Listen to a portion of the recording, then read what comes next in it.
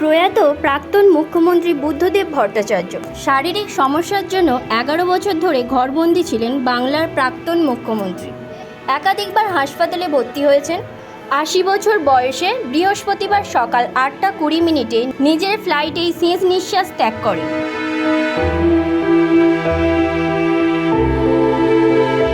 গত কয়েকদিন ধরেই শ্বাসকষ্টে ভুগছিলেন। এদিন সকাল থেকেই শ্বাসকষ্ট বেড়েছিল। অক্সিজেন দেওয়া হলেও শেষ রক্ষা হয়নি। আমরা এই কমপ্লেক্সে দীর্ঘকাল ধরে আছি। রাজনীতিতে তিনি যে কেন্দ্রবিন্দুতে ছিলেন, আমি সেই কেন্দ্রবিন্দুতে ছিলাম।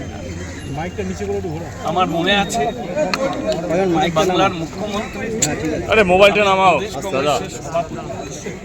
আমি বাংলা বন্ধের ডাক দিয়েছি, কিন্তু তার সঙ্গে আমার কখনো রাজনৈতিক তিক্ততা তৈরি হয়নি। তার সঙ্গে যখন কথা হতো অত্যন্ত স্পষ্ট, সুন্দর, সৌজন্যতা রক্ষা করেই কথা হতো।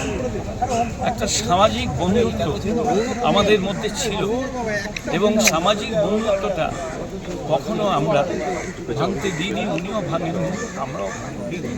ওনার ভিতরে একটা ভদ্রতা, সৌজন্যতা বোধ ছিল, সেটাকে আমি যথেষ্ট সমীহ।